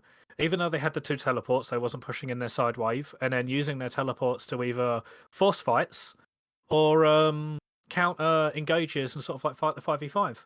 And I think what also needs to be looked at is just the amount of times that Misfortune was able to walk in solo and just get picked. They either need to send 2 people there to sort of buddy system to get wards down and clear vision, and not let the Misfortune do it alone. At the same time, it's not just really only her fault, because after game 1, SPD knew that the support of PEG does tend to go for deeper wards and to face check, so they did set up a lot of traps, and they executed those really well. Yeah, for sure. Like League of Legends is always a team game, and to have your misfortune sort of like warding solo is a team mistake, not a misfortune mistake. Because it's a case of you need to have a buddy system going there to make sure she can get the vision down. Because if you're leaving your support to go get vision by herself, she will get picked. And the vision control, clearing wards, and making sure that you've got information on the enemy team is incredibly important for the objectives you want to set up for. So you need to be doing it as a team. All right. Then taking to a victory won't. I'm pretty sure we won't have a game 3 after this, being a best of 3, and they won already. We do also have an interview coming in for the support and the team captain of Support Diff. All right. So, when will they be here? Hopefully soon. Hopefully now. There we are. Hey, how's it going? Oh yeah, 1 second there. Hey, Ratley. How's things? Really, really well played on the win. you Very very enjoyable much. games, and you guys played really well as a team. It was actually really impressive to watch. Yeah, we're coming together a bit now. It's nice to see the improvements every game we sort of play. Obviously hiccups along the way, but that's just how things go. Yeah, as always with a sort of like situation when you've got so much going on in League of Legends, it being a complicated game, there's always going to be hiccups along the way. But yeah, just sort of like just give me your thoughts of the second game there that we just played. Second game, I mean, we didn't execute it very well. We were kind of thinking Pick Bam was going a little bit differently. We knew that the AD carry played Draven. We were kind of almost baiting the Draven pick, and then we were going to play Samira Nautilus into it. But when Pick and Ban sort of changed, we were like, okay, let's stick with the comp and let's just try something different. It was a bit of a different style for us, this sort of more hard engaged sort of team style. But we managed it. I mean, there was a few hiccups with getting picked. I myself didn't have a great game, but my teammates carried me. They're brilliant. So yeah, it was just a different style for us, and we managed to pull it off. So I'm really happy with everyone. Yeah, what was the? I'm interested. What was the thought behind the casting pick after you saw Lissandra? Was it just straight slam it in? I mean, our mid can play casted him pretty well, and it was just a bit of an opening. We were looking at it and we're like, right, okay, we know Zach's going to be bot. We didn't think he was going to spend that much time top lane. He didn't spend any time top lane the game before, so we were thinking if we can just get Carson, he's almost like our late game insurance. I mean, we have a few champions that sort of fall off towards the late game, so if we have something that can kind of bolster that stage of the game, then it's quite a nice pick. And obviously it worked out. I mean, he had a great game. Yeah, we saw it fantastically. They wasn't able to punish it early.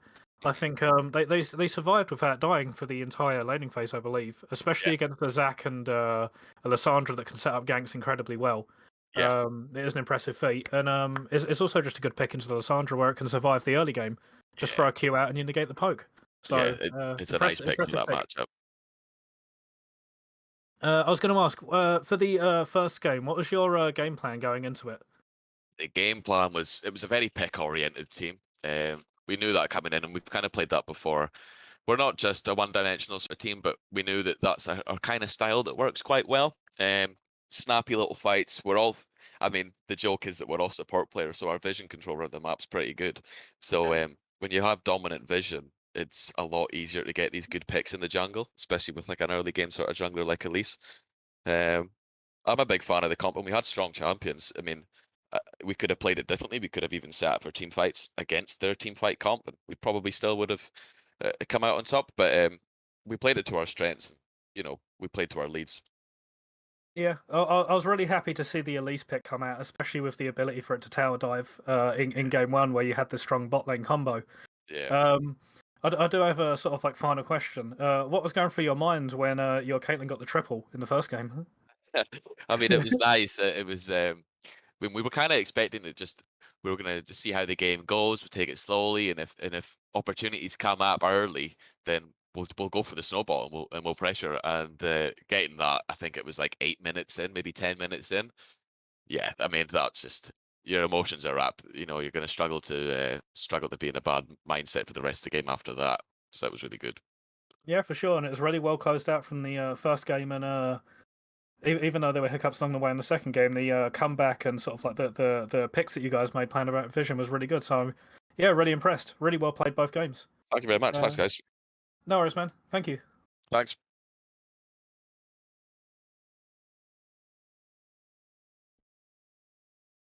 All right, so one more. No, that's the best 3 done. Or- I meant like, do we also Oh. get the other person you mentioned? I am not too sure. Alright, that's fine even if we don't. It was 2 massive games, and I really enjoyed both of them. And I hope that the games continue to be this great. I think we still have 1 game later, right? Yeah, there's one game later on in the evening that thankfully I'm casting for. I'm actually really enjoying this. And yeah, the 2 games that we just saw are actually really fun games.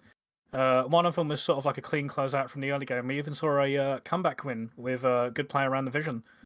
Yeah, overall, just sort of like 2 very entertaining games. Also, interesting team compositions as well. I like seeing the casting come out and get played too. I'm obviously a huge fan of seeing Maokai in the first game, even if they did lose it, as well as double AD carry bot lanes. I think it's just really good to sort of like leverage those.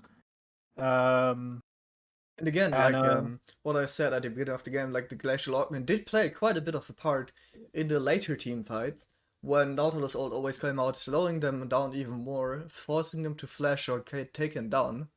Like, one of those things really helped them Yeah. out.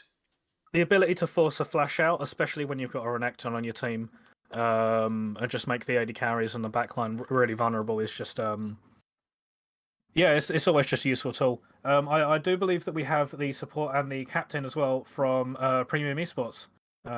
If they want to hop in, we'll. Do you want to ask some questions? Well, I don't have any planned, but if you still have some, I think we still have a bit of time left. Yeah. Shoot 'em in. So Hey, we man. have Rox here. Hello. Hey, mate. Yeah. Initial questions. What's your sort of like initial thoughts off of the 2 games that you've just played? I mean, the first one, to be completely honest, we definitely went for a scaling comp, and that first play in the bot lane just went really disastrous. And after that, we simply couldn't pick it up. We also, to be completely honest, didn't expect the Ashe Caitlyn duo, which was really hard to play against. We just didn't expect that. I mean, that's from my perspective as playing the support, right? Yeah, it's a very oppressive matchup. Yeah, Quite yeah, literally the most oppressive matchup you can possibly get in the yeah, bot lane as exactly. well. And we just, I mean, what can I say? I mean, maybe our scouting failed, or we just didn't expect that combo, to be completely honest. Yeah, And yeah, that, I it is mean, very difficult to play yeah. against. And the first game was basically, I don't know how to put it better, but like just a slow choke out. And yeah, the second game, I think we drafted as well as played rather well. I think we were also ahead of you in quite a few moments. Um, but yeah, I think it simply shows that as especially in macro wise, we're not on the same page yet. Um, you know, I said in the last interview, we won't start trash talking yet, although some people expect us to be the favorites, but there's definitely stuff that we need to work on. So and it showed in this game, you know. Yeah, it's always sort of like it's just a time and sort of like just the more you play with a team, you'll always sort of like get the communication going and team play going together. Especially because you've got sort of like there's VODs to look over as well now. Yeah, exactly. But yes, second game, the comp that you kind of drafted was very like CC heavy, very team fight oriented, very easy to engage with. We saw that multiple times in the game with the Zac being able to go in, follow it up with the Lissandra, dump in the Ashe arrow, just try and get everything down, and it caused quite a few team fight wins as well in that game. Yeah, no, team fights went well, and I think that's the part that I can say we excel at. Even in the first game, I think we won a few team fights, or at least like got some really nice picks. Like even though we were definitely behind on gold, but I think the main problem right now is just macro. You know, at what time is it worth getting a pick? When should we start getting vision? Obviously, you know, support shouldn't be getting vision alone, especially like into Nocturne. I mean, sorry, Nautilus and Elise and so on. That's on me, to be honest. Yeah, no, it's just, I don't know, communications and macro in general. I don't think the drafts were that bad. They were mostly more of a team fight versus early game comps, in my opinion. Um, that I mean, it's just, you know, back to the drafting table for us, I guess. But I'm optimistic. It's better to lose early on in the split, I guess, than later on. Yeah, So you, it'll also sort of like losing is also a very valuable tool to sort of like find the mistakes that you're currently doing and to sort of like patch them up and fix them. But yeah, we saw a clear sort of like picture of the draft, so sort of like what you're leading towards with hard engage. There's also lots of control that you can sort of like get around objectives. You played the Ziggs in the first game, correct? I think so, yeah. Yeah, Ziggs and Maokai together is obviously a lot of control around objectives, and the whole sort of like thing about team play will come with time anyway. Yeah. But yeah, exciting drafts as well. Very much enjoyed the drafts. Really enjoyed the hard engage. It's all just about that team play and practice. But Yeah, no, yeah, definitely.